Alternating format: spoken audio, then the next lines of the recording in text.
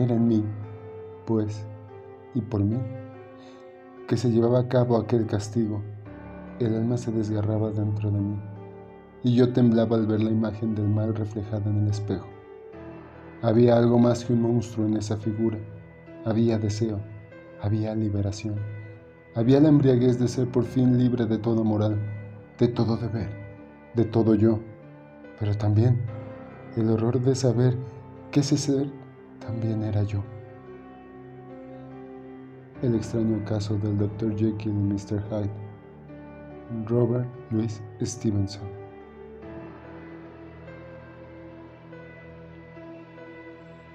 Robert Louis Stevenson, 1850-1894, fue un novelista, ensayista y poeta escocés, considerado uno de los grandes narradores de aventuras del siglo XIX. Nacido en Edimburgo, fue un niño enfermizo que pasó largos periodos en cama, lo que lo llevó a desarrollar una fértil imaginación y una profunda afinación por la lectura y la escritura. Aunque estudió Derecho, su verdadera pasión era la literatura. Era conocido por obras icónicas como La Isla del Tesoro, La Flecha Negra y, por supuesto, El extraño caso de Dr. Jekyll y Mr. Hyde, donde explora de forma magistral la dualidad del ser humano y el conflicto entre el bien y el mal. Viajó extensamente por Europa, América y el Pacífico, y terminó sus días en Samoa, donde fue muy querido por la población local. Murió joven, a los 44 años, pero su obra ha perdurado como un pilar de la literatura universal.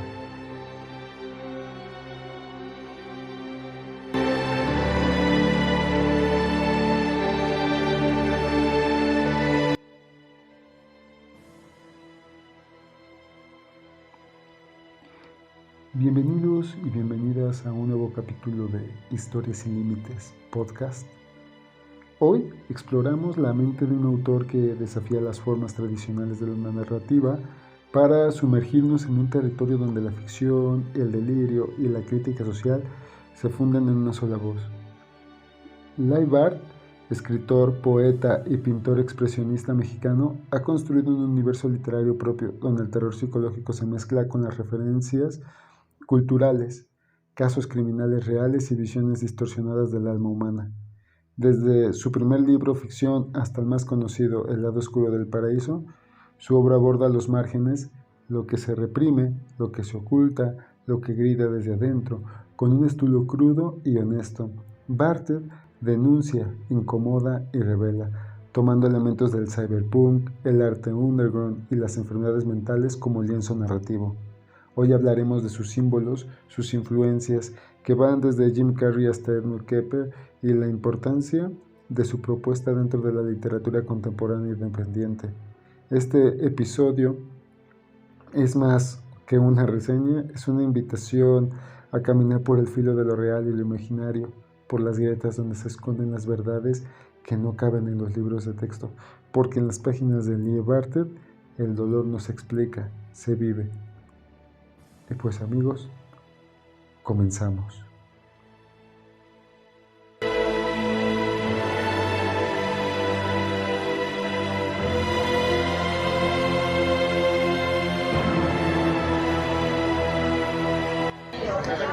Pues buenas noches amigos, bienvenidos una vez más a Historias sin Límites. El día de hoy vamos a entrevistar a un gran amigo, escritor, artista, pintor, y que hoy nos va a presentar su trabajo, además de que nos va a hablar sobre su trayectoria, cómo se ha desarrollado a través del tiempo para poder consolidar su trabajo como autor. Y el día de hoy presentaremos a Leigh Barth. Mucho gusto, amigo, ¿cómo estás? Muy bien, creo que estamos muy a gusto en este lugar y en este momento. Sí, qué bueno. Obviamente contigo. Gracias. Sí, estamos hoy aquí en Spica, es una pulquería. Entonces, como saben, nuestros podcasts radios son totalmente en diferentes lugares, ambientes, porque queremos que tenga esa vibra totalmente orgánica. Y bueno, amigo, a ver, vamos a empezar. Dale, con todo desde el principio. Sí, claro que sí. Pues, a ver, explícanos, amigo, brevemente, ¿qué fue lo que te llevó a dedicarte al arte? Buena pregunta. Creo que sinceramente al final todo artista siente una necesidad por tratar de proyectar lo que trae dentro de, y no se convierte en un gusto, ya sabes, como el quiero ser artista, quiero ser muy reconocido, cosas así, sino que de principio cuando eres joven te da esta necesidad del necesito proyectar o hacer fuera de mí algo, y ni siquiera sabes si vas a ser artista o si vas a pintar o si vas a escribir o algo, solo te vas cruzando con este tipo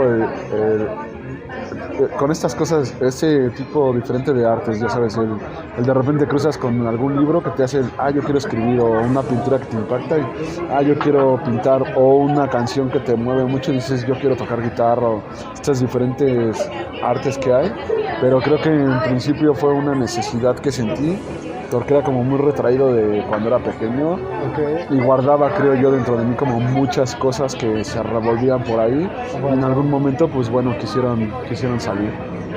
Ok, entonces bueno, a ver, hablando de eso que dices de las obras que nos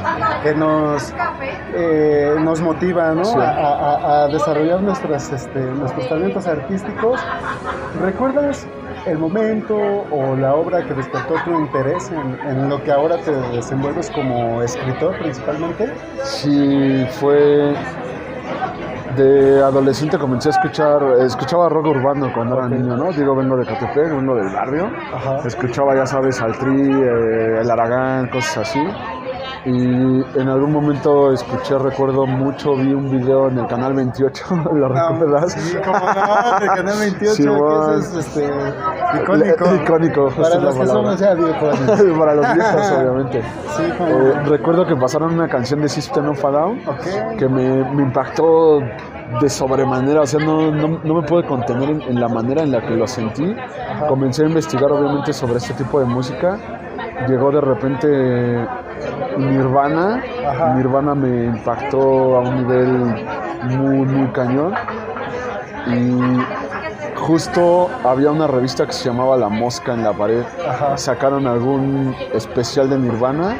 Lo compré por fanatismo, obviamente. Y al final venía un poema de un escritor, espero no estar mal en el nombre, se llama José Quintero. Y él escribía pequeños poemas ilustrados con un personaje que se llamaba Buba. Buba, si no mal recuerdo, el escritor lo hace porque su hermana se muere y entonces crea a este pequeño personaje. O sea, como un alter ego.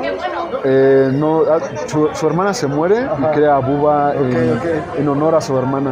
Vale. Entonces los poemas que él va haciendo, Buba los va como representando. Si habla del corazón, pues Buba trae un corazón en la mano. Si habla de que se encuentra con la muerte, había una ilustración donde Buba se veía con la muerte, y así me gustaban muchísimo.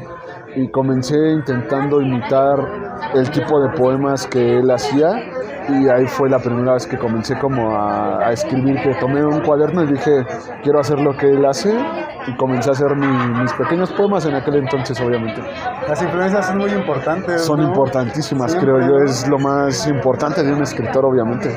Ok, entonces, ¿tú cómo describes tu estilo actualmente? O sea, ¿cómo así que tú me dijeras, mira, en una palabra te puedo decir, mi estilo es así, o puedes decir, bueno, no es una sola palabra, pero tengo este estilo, yo digamos que identifico mi estilo literario así, o mi trabajo artístico así.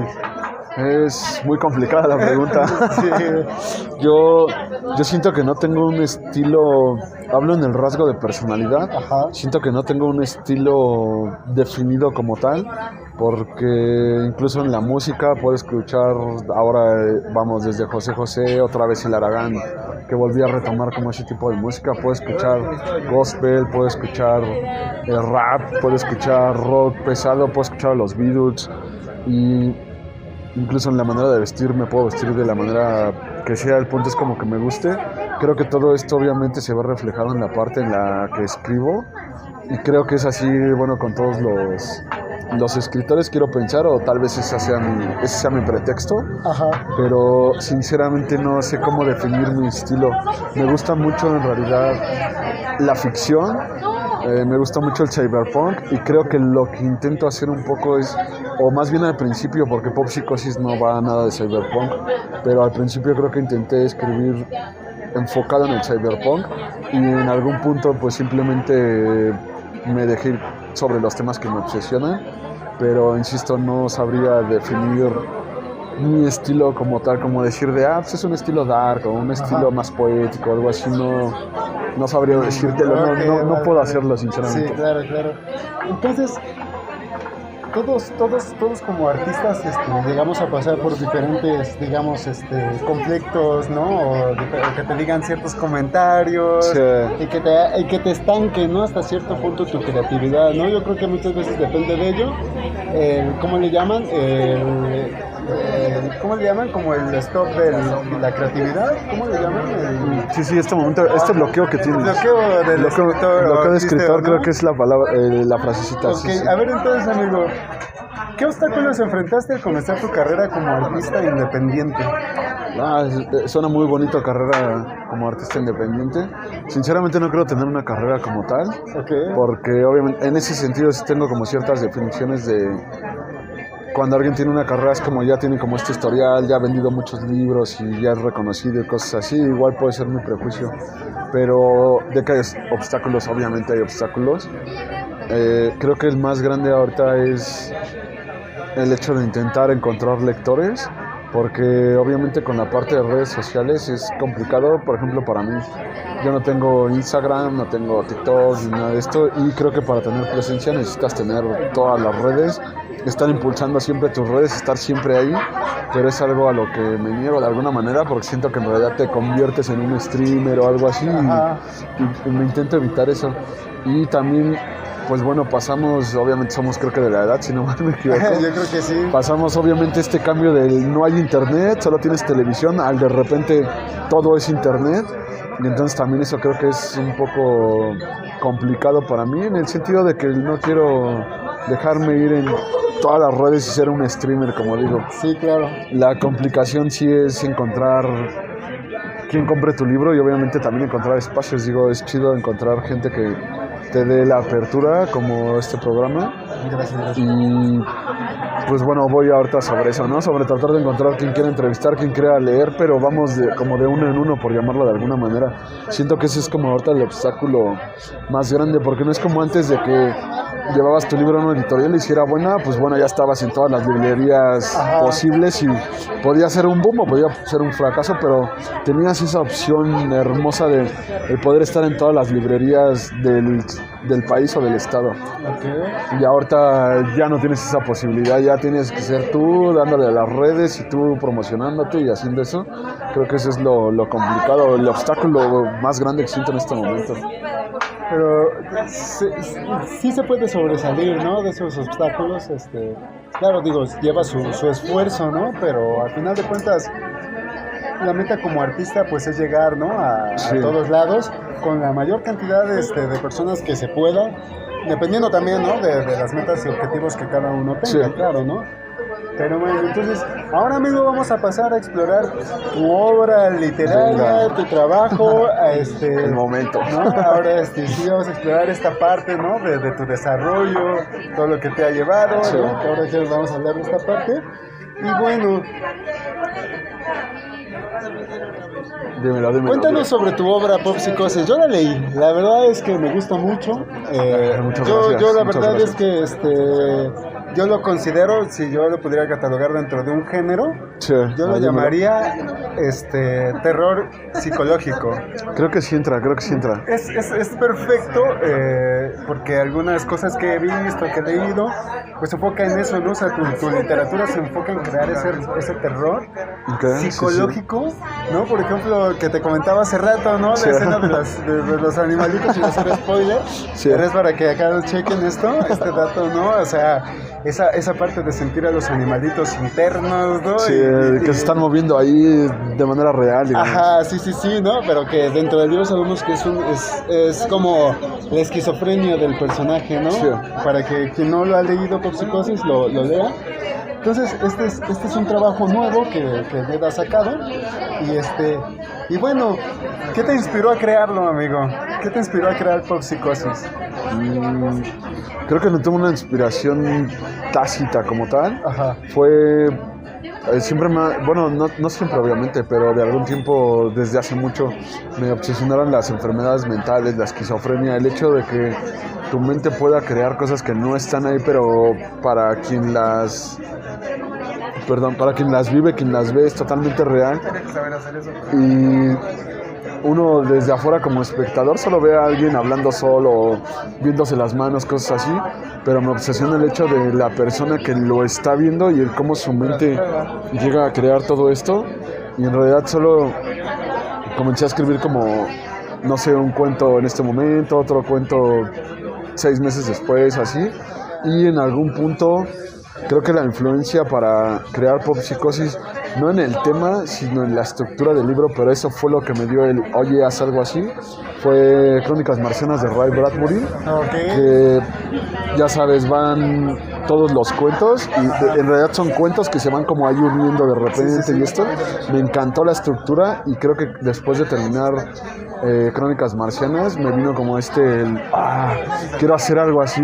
Creo que sí actuamos un poco por imitación, el hecho del yo quiero ser tan grande como este escritor, o yo quisiera que la gente sintiera de lo que lee de mí, algo como lo siente por X escritor, ¿no? El que más te guste. Y creo que eso fue lo que me motivó un poco a crear Pop Psicosis. Insisto, tenía algunos cuentos y ya en algún punto se me ocurre esta idea de robarme como tal. Vamos al punto, Picasso decía que un buen artista era el que mejor robaba. Me robé esto de Bradbury, la parte estructural de ¿podrías decir que el primero que publica gana? Sí, no, o también creo que Picasso lo que hacía no era como el primero que publica gana, era como sí, ya estás publicado, pero el primero que lo hace dar a conocer más grande es el que gana en realidad.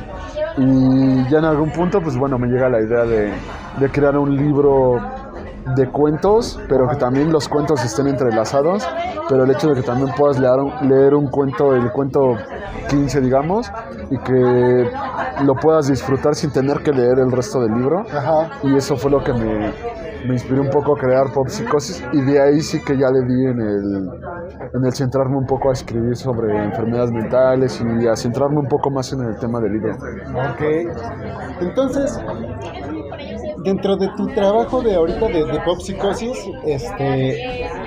¿qué mensaje o emociones esperas transmitir a través de Pop Psicosis?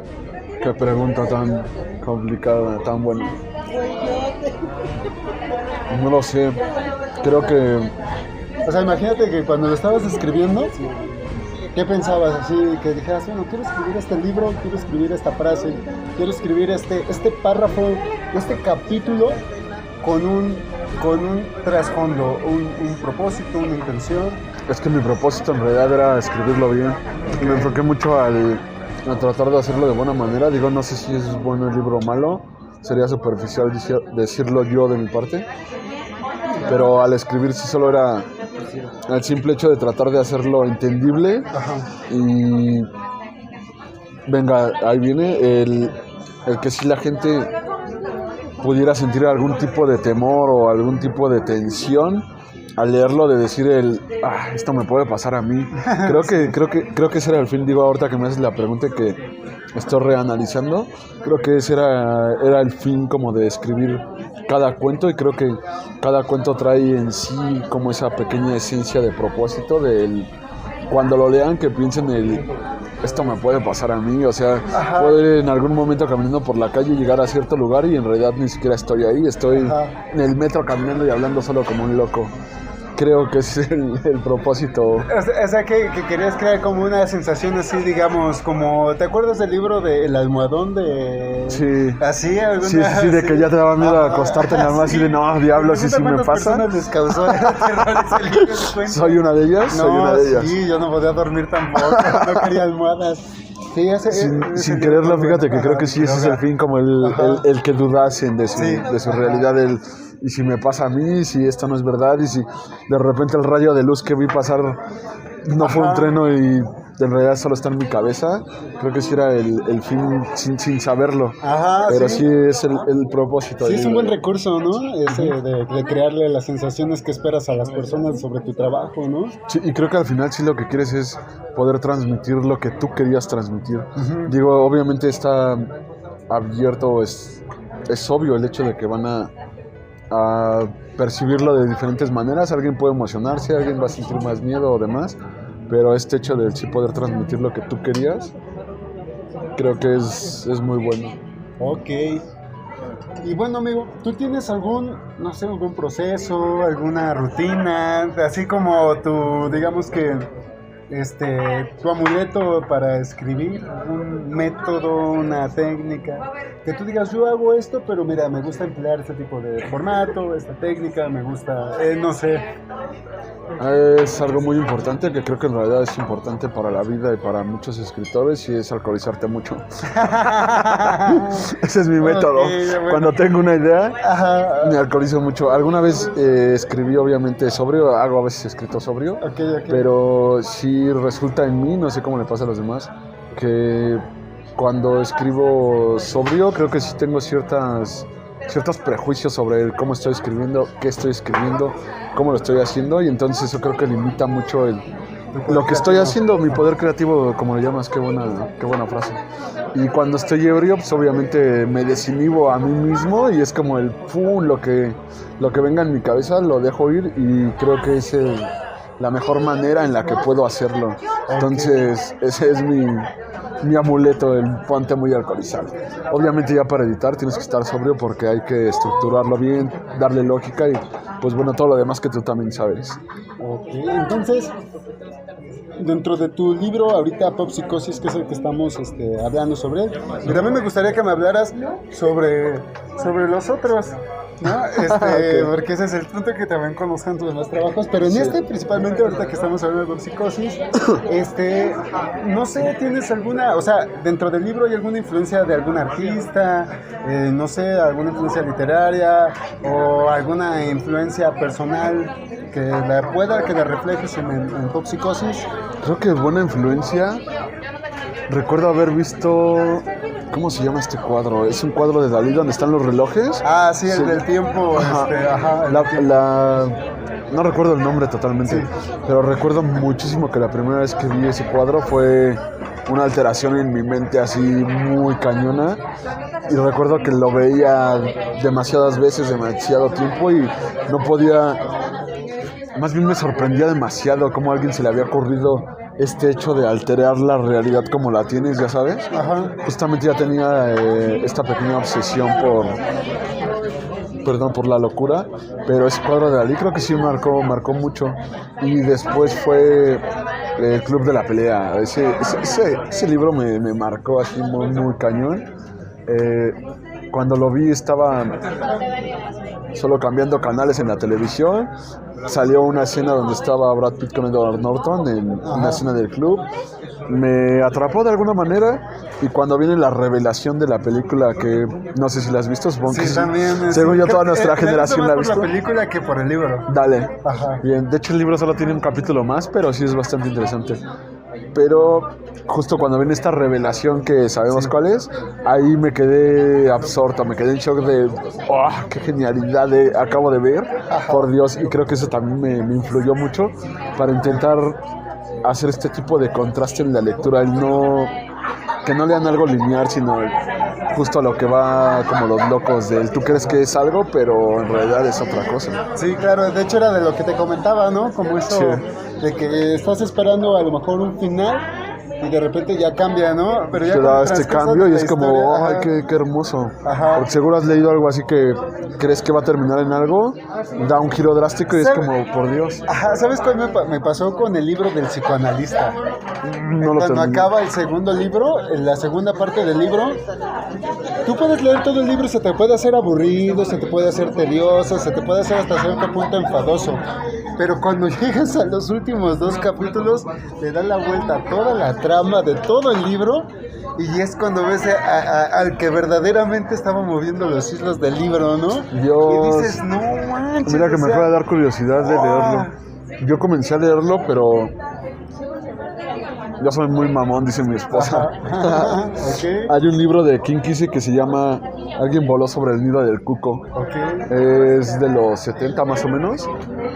Y en ese libro, justamente el personaje es un loco al que encierran en un manicomio y llega a buena onda, bla, bla.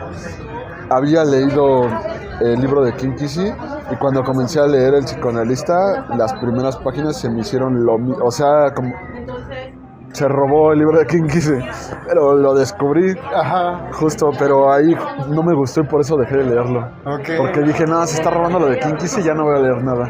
Pero ahorita lo que acabas de comentar no sabía, me dio curiosidad, sinceramente. Sí, tienes que leer todo el libro completo y los últimos 2 capítulos le cambian toda la historia al libro y dices, oh my god, ahora vale la Dios pena santo. leer todo el libro.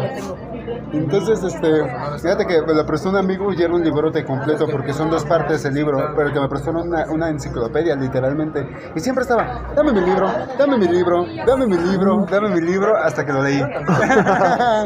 Lo leí porque me lo estaba pidiendo. Espera, te acabo de mentir, no es el psicoanalista, es John Kashenbach, si no me equivoco. Ajá. No, es la historia del loco la que yo digo. Ah, no sí, manches, sí, perdón. Se me olvidó su De nombre. John Kashenbach, la historia del loco, que es el segundo libro de... Después del yo psicoanalista, ¿sabes ¿no? de quién pensé que era? De Mikhail, ¿cómo se llama? Gibran Altair, creo que se llama, de Gibran, que también tiene un libro que se llama El Loco. Ah, vale, no, Te no. lo recomiendo, güey. Venga. Después te voy a pasar ese libro para que lo leas. Ok, sí, ya entendí, sí. Es No, pero es que Me el libro de equivoqué, sí, el psicoanalista no lo he leído, sí. Tiene 2 libros. ¿La historia del loco continúa el psicoanalista? Pero creo que sea la que lo termina. Ok, dale. Como no leí el psicoanalista, no sé. Para no dar Dale. spoilers, Sí, bueno. después de que termine el primer libro, como que matan al psicoanalista, por así decirlo. No, eso es un spoiler. Por eso, dije que iba a ser un poco de spoiler. Pero eso es para que te quedes picado, güey, Dale, lo voy a seguir me gusta. leyendo. Entonces,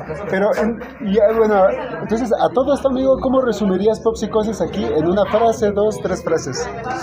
En una frase así que tú digas, para mí su Pop Psicosis representa esto. No creo que represente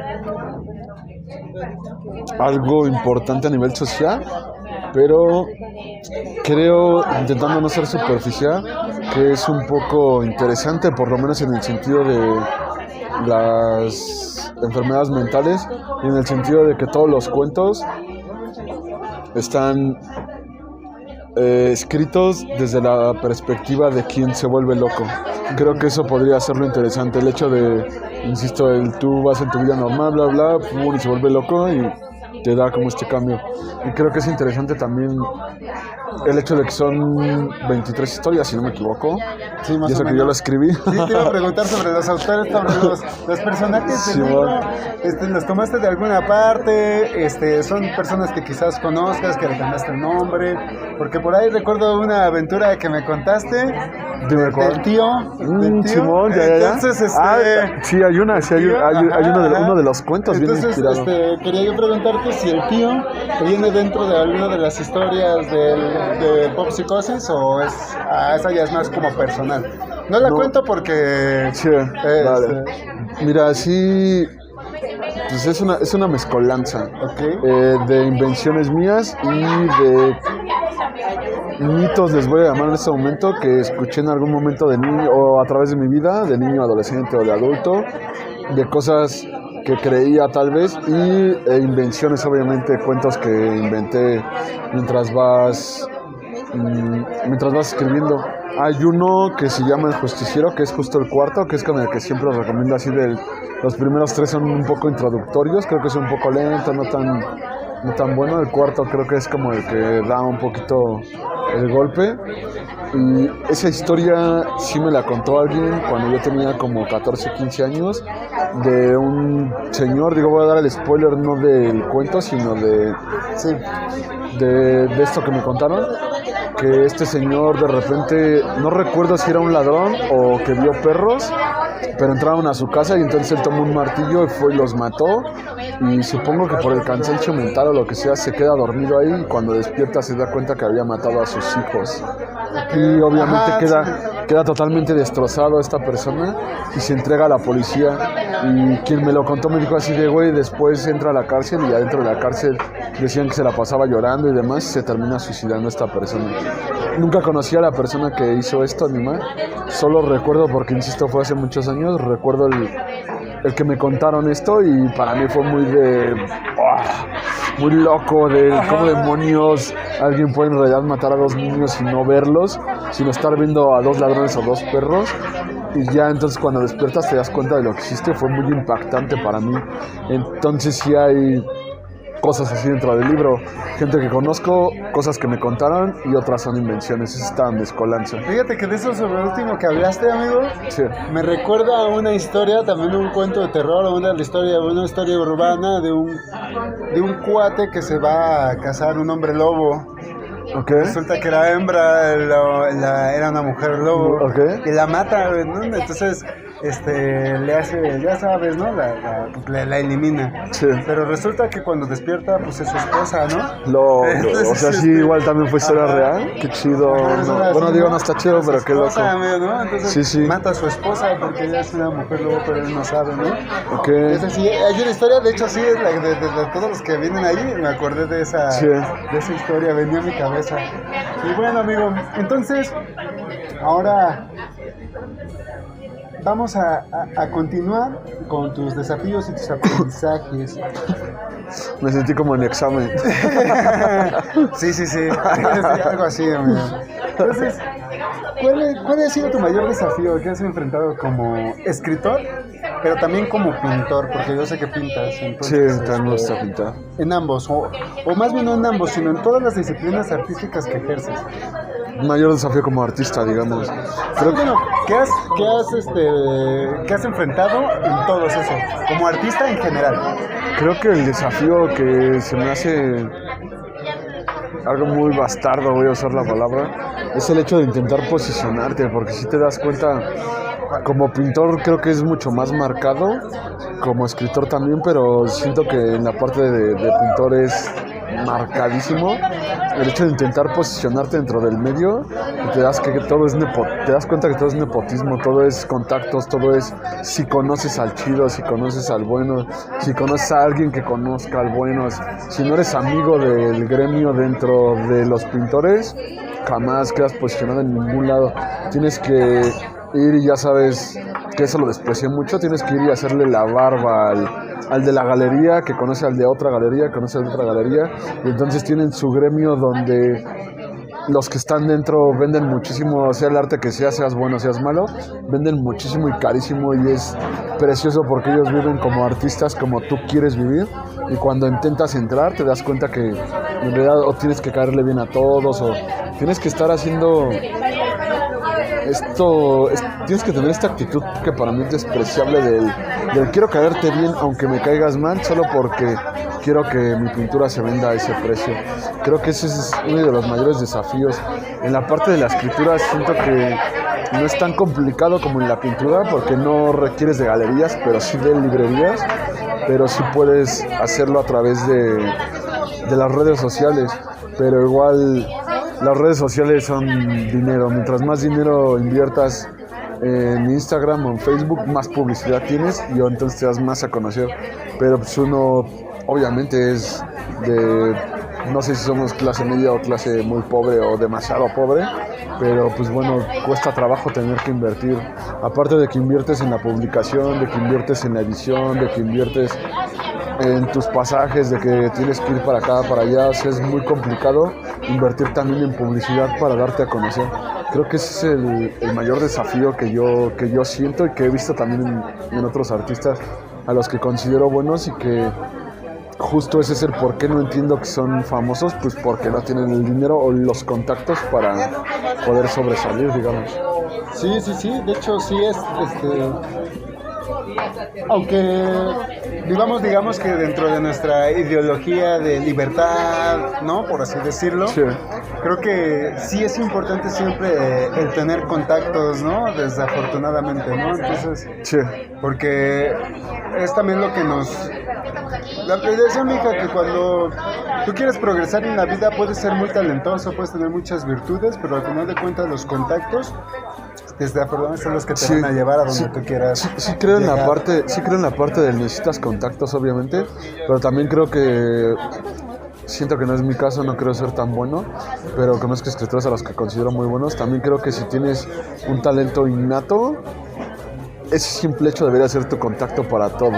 Ajá. El simple hecho de decir, mira, yo hago esto, por ejemplo, no sé, ¿quién es tu artista favorito músico? Por ejemplo, yo de música tengo varios, por ejemplo, no sé, Steve Vai, Por ejemplo, ¿no? Steve Vai. Que Steve Vai, conozco a Steve Vai, también me gusta Steve Vai. Okay. Que Steve Vai lo hubieran escuchado y dijeran de si eres bueno, pero mi hijo no estás dentro de la industria, hazte para allá. Ajá. Nos hubiéramos perdido de su música. La carta de presentación de Steve Vai es su manera de tocar la guitarra. Sí, claro. Y creo que fue de los primeros que tocó en la manera en la que él toca, porque es, según yo en el tapping, el tipo fue un revolucionario. Y si en aquel entonces estuviera la industria como está ahorita, no hubiéramos conocido a Steve Vai. Claro. Y eso es lo que yo siento un poco despreciable de cómo está ahorita la industria y la parte comercial en este momento, en la parte artística, que todo es contacto. Puedes ser el peor guitarrista del mundo, pero si tienes los mejores contactos, terminas hasta arriba. Tenemos a Bad Bunny. Pues perrea Es hasta abajo, horrible. nada más, amigo. ¿Cómo? Perrea hasta el fondo. Simón. Bad Bunny es un músico horrible, pero es de los top del mundo. Ajá. Y tenemos buenísimos músicos que nadie conoce. Claro. Ese es el problema, creo yo. Antes por lo menos había la apertura del si eres bueno, vamos a darte una oportunidad, y bueno, ahí tenías tu oportunidad. Ahorita creo que ya no existe del todo. Pero ¿tú crees que en este punto que estás tratando también influye mucho el trabajo del artista? Sí, obviamente yo... Que sí. digamos que, perdóname, No. que digamos que tú dices, bueno, voy a hacer esto, pero quiero hacer un trabajo artístico demasiado plano, demasiado minimalista, a ponerle un enfoque más racional, a ponerle un trasfondo, a armarlo, ¿no? Desde los huesos, los músculos, las vísceras, y crear todo un cuerpo artístico. ¿Tú crees que ese aspecto de la carencia muchas veces ya del artista, muchas veces actual, tiende a ser por lo minimalista o sea, me refiero a por vender o porque realmente crees que les gusta lo que hacen? Yo creo que en esta época la mayoría de los llamados artistas lo hacen por creerse artistas, por sentirse artistas. Siento yo, no sé, que todas las personas quisieron en algún momento ser, no sé, un nociosbo, bueno, no sé, ser un artista muy conocido, ser muy reconocido, ser famoso, ya sabes, poder caminar por la calle y decir yo hice todo esto. Creo que esa sensación de importancia, porque creo que este hecho sí le da sentido a tu vida y entonces quieres como esta importancia. Creo que todos los llamados artistas ahorita lo hacen por eso, por el decirse a sí mismos, es que yo vino a esto, a hacer arte, aunque lo que hagan no sea arte. Pero por fuera todo el mundo les dicen de no, es que tú eres un artista, y ese simple hecho les confirma yo soy un artista. Ya no lo hacen por el arte, porque antes incluso hubo muchos artistas que no les importaba la fama, no les importaba el dinero, lo que querían era crear algo. Ajá. Lo daban a conocer porque sí creo que cuando haces algo en papel o en tela o donde sea, sí dentro de el hacerlo hay algo, el querer que los demás lo vean y el querer saber cómo lo perciben ¿cómo lo viste? ¿Te gustó? ¿No te gustó? Hay como este pequeño misterio, y hay gente que es muy buena haciendo lo que hace y entonces la gente es como, oye, eres buenísimo, y qué chido, pero yo solo quiero seguir haciendo lo que hago, no quiero dinero, no me interesa el dinero. Ajá.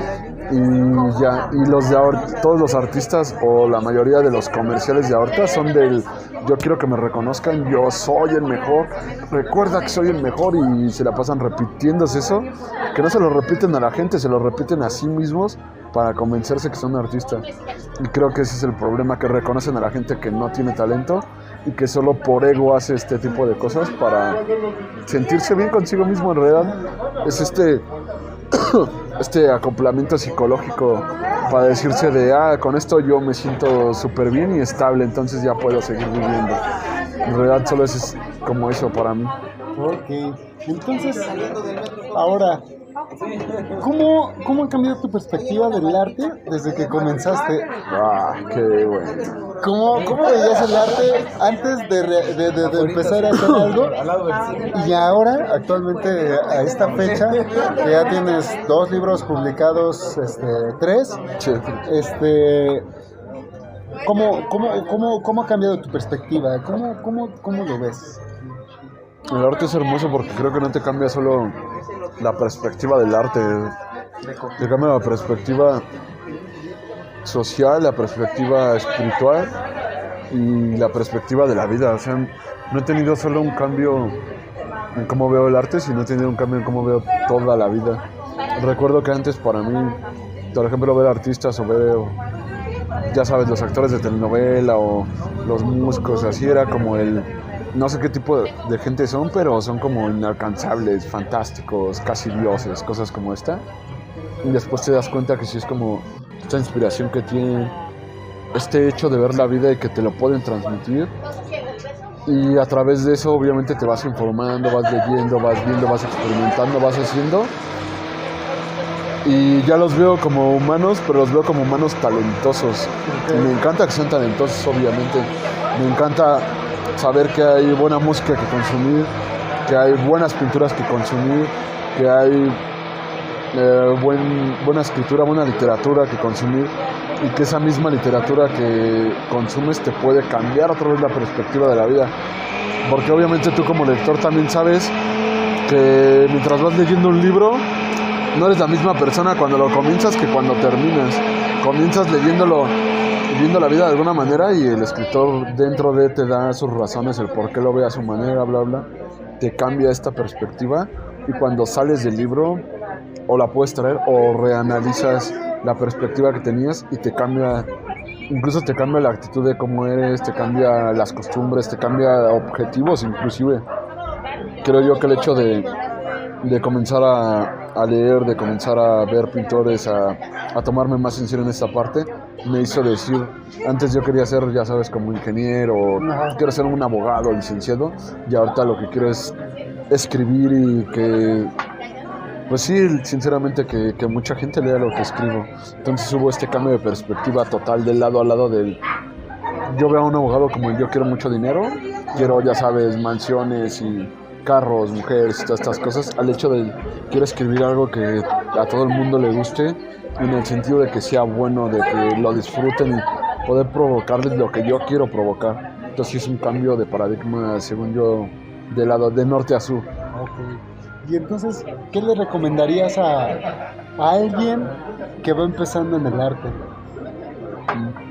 Justo cuando conocí a un escritor que se llama Rolo Díaz Laurini, que trabajaba yo en Editores Mexicanos Unidos, le pregunté a él por qué él era más grande que yo y él tenía más experiencia. Él ya había estado publicado en editoriales como tal, yo apenas empezaba como a tomarme en serio la escritura o no, estaba ahí dudando, y le dije, oye, quiero mejorar mi manera de escribir, o sea, quiero escribir chido, ¿qué me recomiendas? Y me dijo, la única recomendación para un escritor es lee todo lo que tengas en tus manos, lee y nunca dejes de leer, y escribe y nunca dejes de escribir, y ya, es todo lo que tienes que hacer.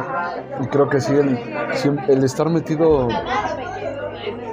de manera profunda en el estar leyendo y escribiendo, te envuelve en este mundo en el que solo lees y escribes.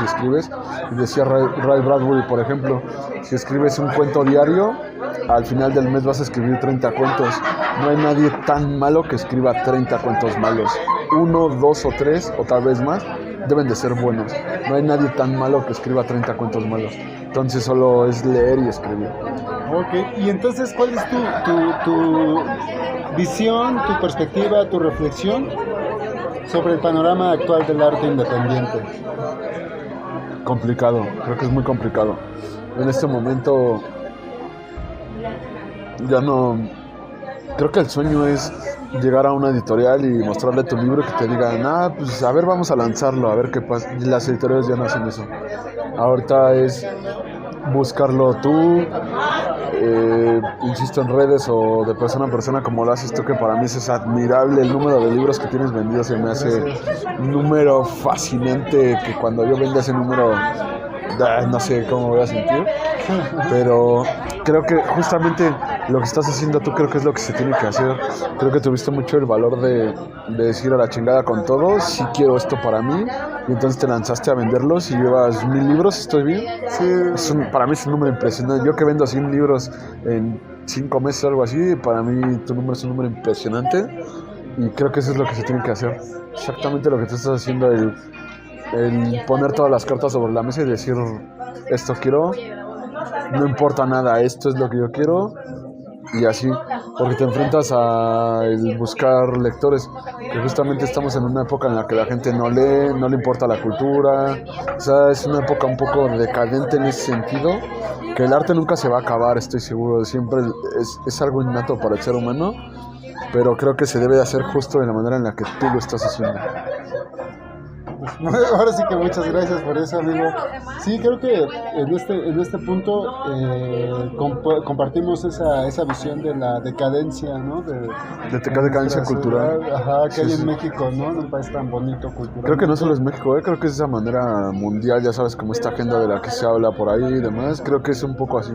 Pero creo que nosotros como mexicanos nos enfocamos, ¿no? O bueno, yo me enfoco en mi país. Entonces, en lo que estamos como mexicano, yo como mexicano, patriota, ¿no? Porque soy patriota, nacionalista, así, extremo, por así decirlo, ¿no? Yo amo mi país y su cultura y amo todo. Me da tristeza ver una sociedad decaída en el aspecto del conformismo, en todo el aspecto de racionalidad intelectual, previsora, ¿no? En el que está buscando la manera de ver qué tan más fácil se puede hacer la vida, ¿no?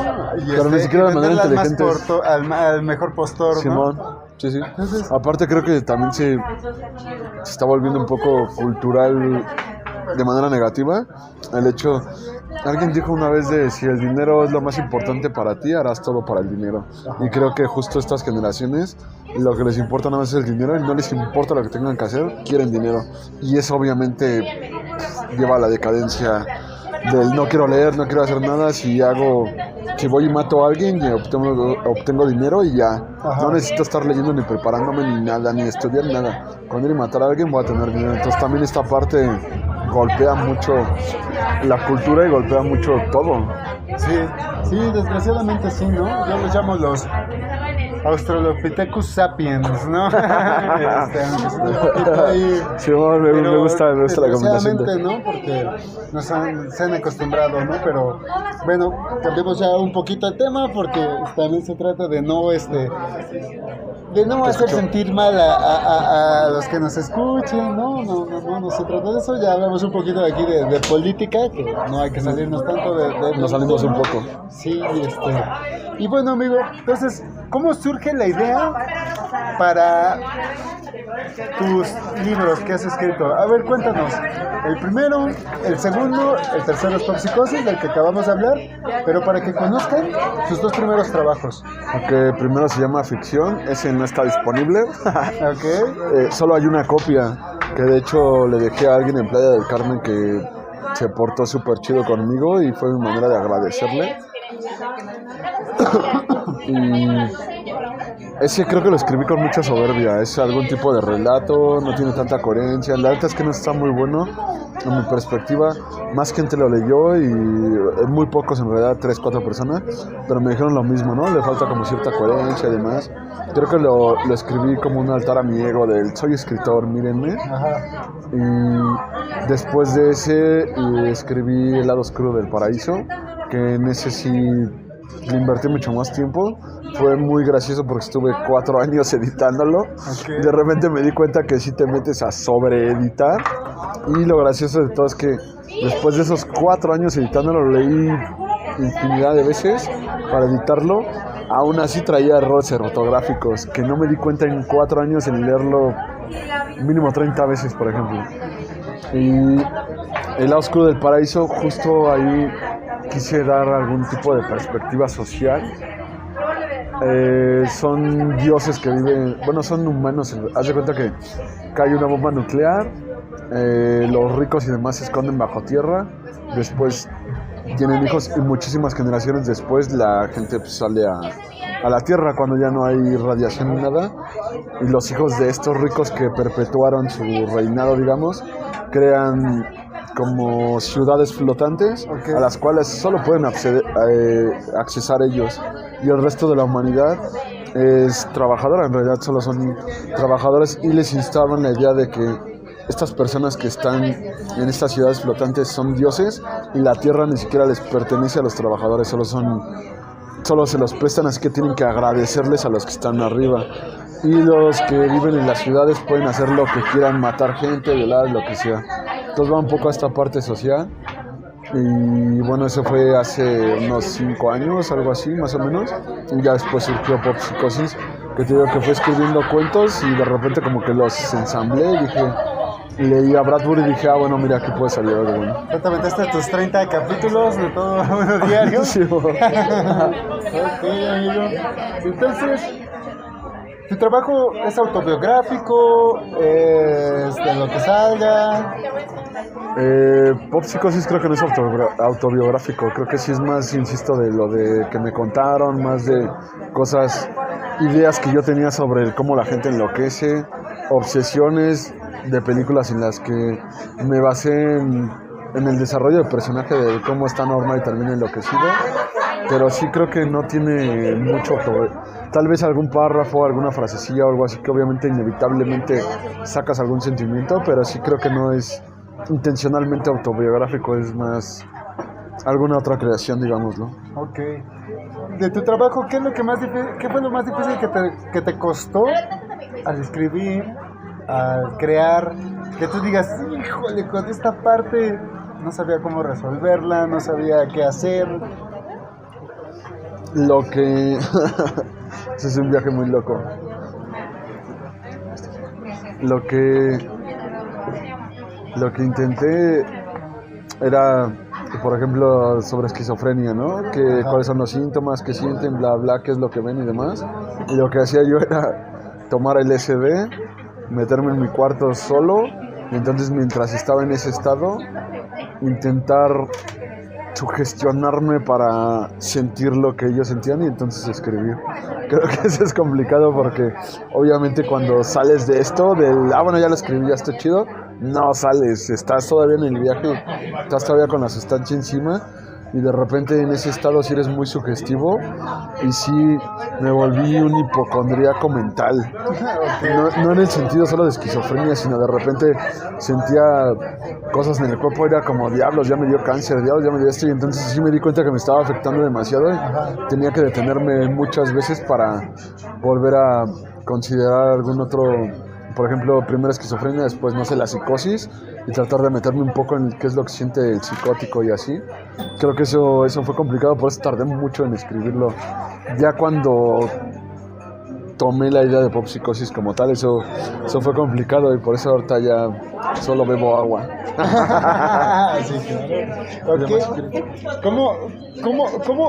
¿Cómo sacaste Pop Psicosis? ¿De dónde sacaste el nombre de Pop Psicosis? Me fue cagado gracioso. Fue gracioso. Una vez fui a Foro Textual, que es el foro de un amigo que se llama José Fons, donde van muchos artistas. José Fons, perdón amigo, saluditos José Fons. Saludos a José Fons, a huevo. Entrevista también. Estaría chido, sí. Deberías ir a Foro Textual, es un lugar muy chido. Sí, tengo muchas ganas de entrevistar a Fons, pero ya sería hasta como por noviembre. Dale, igual ahí ya sabes, hacemos el contacto sin bronca.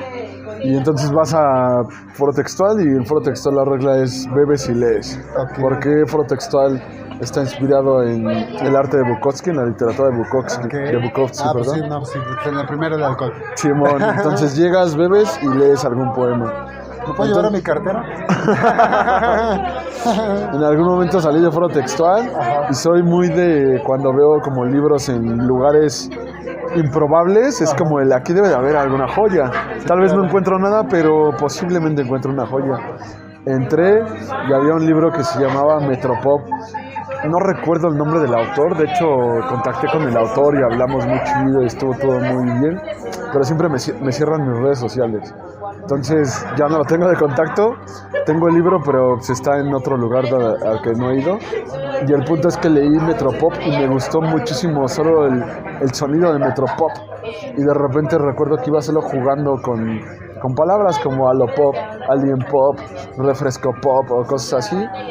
Pasó el tiempo y cuando escribí Psicosis, justamente estaba buscando el nombre, le iba a poner solamente Psicosis, pero está la película de Alfred Hitchcock. Me dije, no, cuando busquen va a ser Hitchcock quien salga. Quiero algo más propio y irónicamente me acordé del Metropop y dije, Psicosis Pop, suena mal, Pop Psicosis, me gustó, dije, se queda así. Simple, no hay mucha mística detrás del nombre. Okay. No, porque sí pasa que luego muchas personas se ponen algo referente con temáticas, ¿no? Simbología. Sí, porque me decía Ito japonés que él creía que se llamaba Pop Psicosis por el hecho del pop, de cómo explotan las palomitas y que la psicosis te da así de repente. Entonces era como pop, ya tiene psicosis. Me gustó mucho su manera de interpretarlo, pero digo, debo de ser sincera en ese sentido. Sí, claro, ¿no? Luego sí pasa que muchos hacen la idea y de repente cuando les dices la verdad dicen, sí, es como, ¿no? Yo siento que es un poco decepcionante, de donde lo digo, pero es la verdad. La verdad es así. Sí. Entonces, ¿eres nostálgico o no, amigo? Soy enteramente nostálgico. O sea que en tu literatura de Pop Psicosis sí no creo que haya nada de nostalgia, pero en los demás, o bueno, no sé, tú en Pop Psicosis también metiste nostalgia. Debe de haber por ahí, sí, el último, según yo, es nostálgico, y debe de haber por ahí algún otro nostálgico, pero creo que la nostalgia más la siento que escribirla. La nostalgia me provoca escribir, pero tiene muchísimo que no escribo exactamente sobre el sentimiento que tengo. Obviamente va direccionado a lo que siento, a esta parte, a un poquito de oscuridad y esto, un poco de depresión, por ahí algo oscuro y demás, pero no exactamente me siento nostálgico, voy a escribir sobre nostalgia, me siento alegre sobre alegría, solo va como por ahí un poco orientado porque es a lo que te impulsa el sentimiento que tienes, pero soy muy nostálgico de manera personal y privada. Entonces, que mi esposa creo que no sabía, ¿no? Ahora ya lo sabe. ¿Sí? No lo sabe y ahora lo sabe. Sí sabía. Y si no, ya lo sabe otra vez. Y si no, ya lo sabe de nuevo. Y entonces, amigo, ¿quién es tu artista favorito? De todo, de cualquier rama de la artística. Quiero hacerlo por repetición. Chuck Palahniuk, porque leí demasiadas veces Club de la Pelea. ¿Qué le dirías? Si lo tuvieras aquí al lado de nosotros, aquí tomándose un pulque, ¿qué le dirías? Ya permite que todos los demás libros estén en México, porque solo están como 4 y tienen como 15. Quiero leer todo. Ok.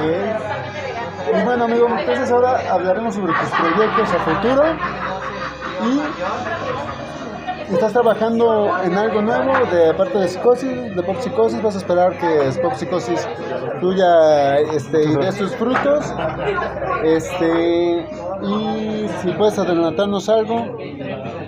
Estoy trabajando en 2 proyectos. Estoy haciendo un libro de cuentos que se va a llamar Una pluma y un fin del mundo. Y en realidad solo son cuentos al aire, son cuentos al azar, no tienen nada que ver entre ellos, cuentos que se me ocurren. Hay uno que se llama Ángeles Caídos, que literalmente habla de que ángeles caen en la tierra. La gente los adora como dioses, obviamente la religión se aprovecha de eso, pero se va distorsionando todo. La imagen que me encanta de ese cuento es que en algún punto los ángeles comienzan a convivir con la gente normal, se comienzan a tener que buscar trabajos porque dejan de ser obviamente el tema principal.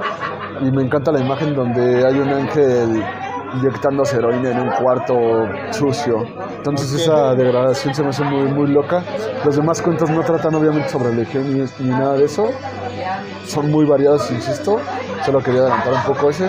Y estoy trabajando en otro libro de poesía en prosa que se va a llamar La bendición del diablo. Ese no sé cómo explicarlo.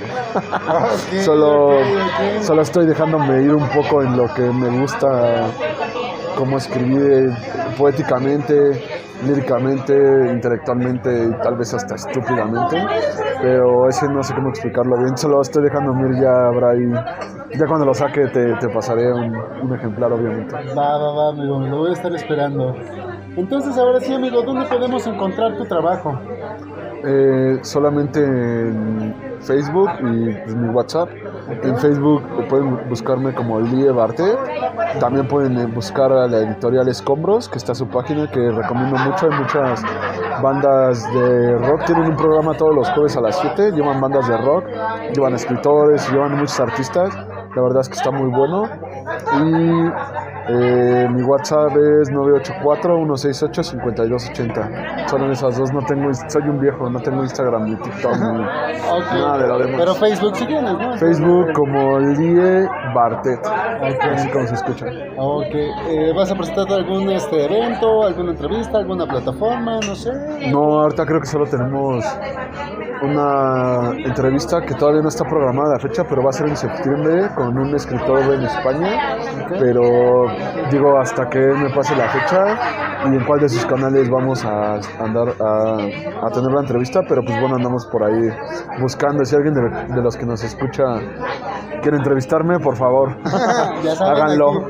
Aquí estamos para que también más personas puedan abrir espacios para todos nuestros amigos escritores, músicos, pintores, para quien sea, porque esa es la finalidad, darle más auge. Y pues ahora sí que, amigo, por último, algo que te gustaría decirles a la audiencia. Una frase que se está convirtiendo en un clásico dentro de mí, que es el disfruten de la vida antes que BlackRock compre al mundo, porque esto va a valer madre, lo siento yo, o tal vez ya estoy paranoico. Sí, bueno, si es que todavía no nos ha comprado, ¿no? Si es que no, ya estamos comprados y no lo sabemos. Estamos comprados, amigos. No lo sabemos, por Dios. Estamos a los Rocha por el hecho de la deuda externa. Entonces, pues, esto ha sido pues todo por hoy, amigo Lie. Fue un placer que hayas podido compartir tu tiempo con nosotros. Muchas Espero gracias, que te amigo. haya gustado la entrevista. No sé cómo la sentiste. Muchas gracias, estuvo muy buena. Aparte, como ya nos conocíamos, me gusta mucho platicar contigo, ya sabes. Y digo, agradezco que me hayas dado también el espacio para poder hablar del libro. Y agradezco también que lo hayas leído, lo hayas terminado y los comentarios. Y pues, muchas gracias. Ojalá tu proyecto llegue a buen puerto. Y pues bueno, si hay escritores aquí escuchando o alguien que haga arte, vengan con Alan. Y aquí está el espacio, él está promocionando la cultura de manera abierta, sin prejuicios. Creo que se necesitan más espacios así. Pues muchísimas gracias, amigo Lie, por compartir tu tiempo de nuevo, tu historia. Ha sido un placer aprender sobre tu trabajo, tus ideas. Pues los invitamos a todos a que exploren su trabajo, que lo pueden seguir. La verdad es que ha tenido bastante aceptación con muchos lectores, y pues para que lo sigan en sus redes y plataformas. Y pues sin más, como saben, la próxima entrevista tenemos a otro gran artista. Y pues sin más, les deseo una muy buena noche y gracias por acompañarnos en Historias al Límite. Nos vemos en la próxima, ya saben, cada jueves. Hasta la próxima. Ya. Bien. Déjame mirar aquí.